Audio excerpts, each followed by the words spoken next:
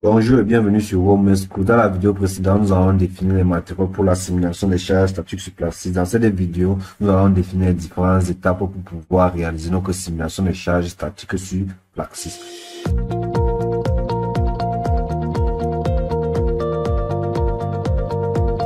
Nous allons tous faire fermer ici. Nous allons donc partir sur notre étage de construction. Au niveau de l'étage de construction, nous allons tout d'abord commencer par créer une nouvelle phase. Cette phase, nous allons l'appeler Dieu. Nous cliquons sur OK. Ici, à cette phase, nous allons venir activer notre pieu. Donc, nous allons donc venir ici assigner un matériau à notre pieu. Donc, nous venons là. Nous venons sur sol. Mettons pieu. Pareil pour ici en bas.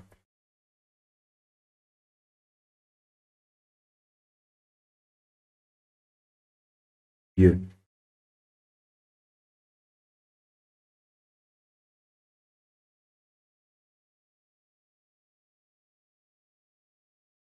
Moi, ça fait ainsi.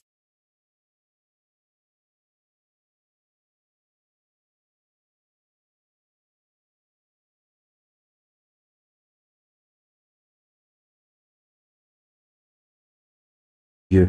Et ici, nous allons venir ici activer. Nous allons venir ici. Nous allons d'abord réduire. Nous allons activer ici. Et activer là. Donc, activer notre interface.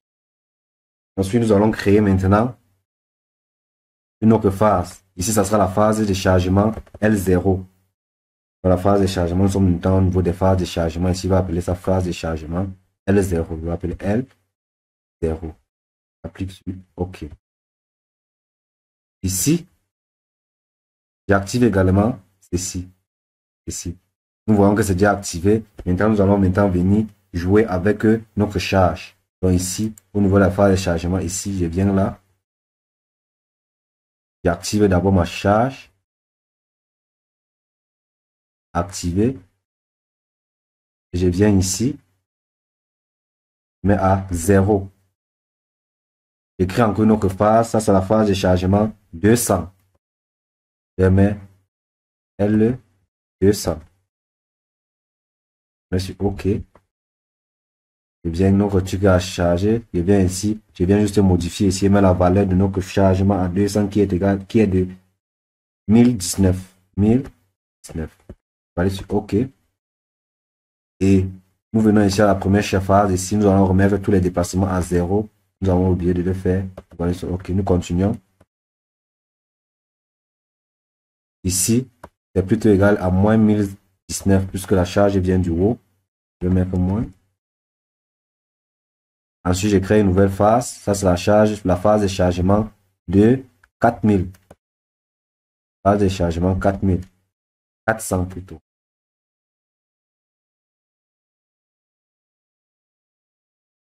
Valide sur OK. Je viens échanger juste ici. Au niveau de la phase de chargement 400, c'est 2037. 2037. Valide. Puis je crée notre phase de chargement 600. OK. Ici, je viens juste remplacer par la valeur de la phase de chargement à 600 qui est égale à 3056. Valide. Je viens encore créer notre phase de chargement 800. Je viens ici, L800. Je vais aller sur OK.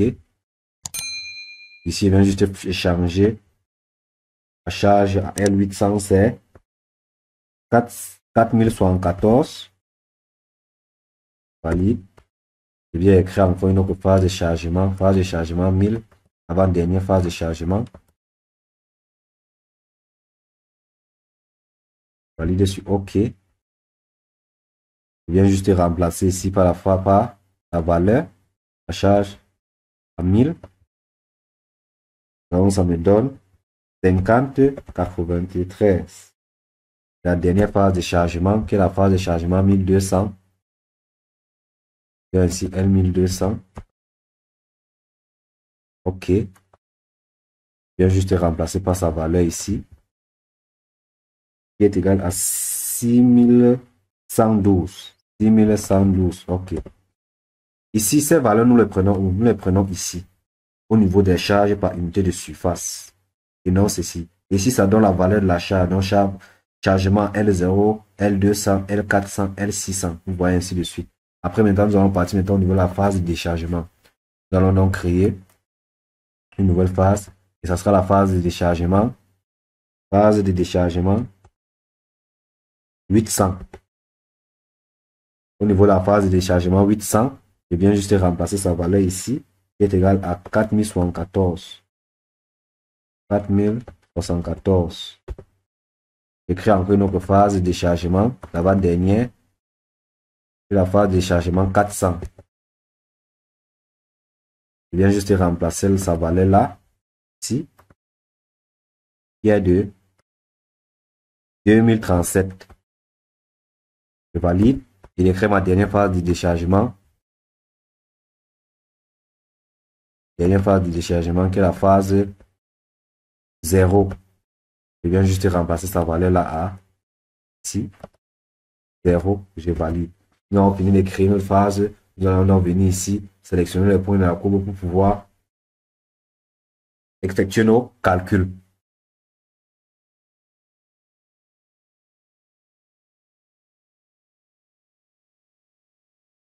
Nous venons là, nous sélectionnons ce point.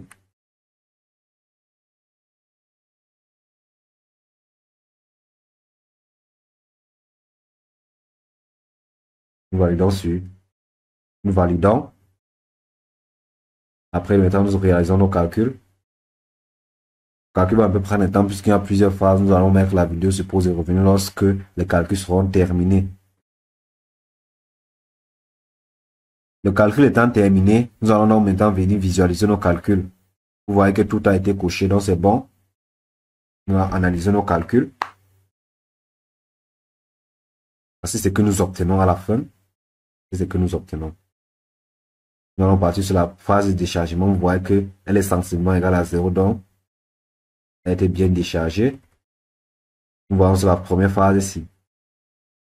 Vous voyez comment le déplacement ici. Au niveau de la phase de chargement 0, lorsque la charge est nulle, vous voyez qu'il n'y a presque pas de déplacement, ni de déformation.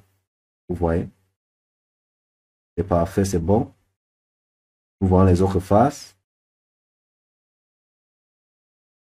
Vous voyez lorsqu'il y a la phase de déchargement, on voit la dernière phase de déchargement.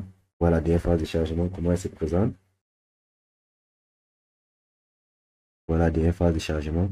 Vous voyez comment le pieu a été chargé, comment il y a eu une déformation de notre pieu. Nous allons donc venir ici au niveau des...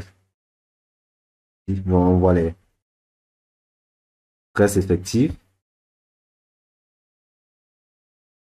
Vous voyez.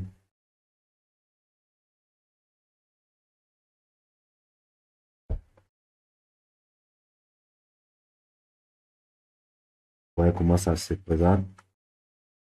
Voilà ce qui est à l'intérieur du pieu. Vous voyez comment la force qui est à l'intérieur du pieu.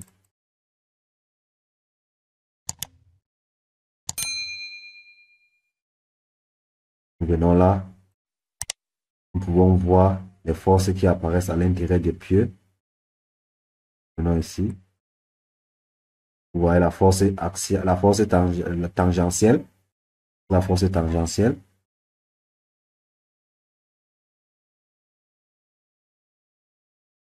Vous voyez, voilà comment ça se présente. Donc, nous avons bien réalisé notre simulation des charges statiques du pieu. Et merci de nous avoir suivis. Dans la prochaine vidéo, nous allons voir la construction des remblais routiers.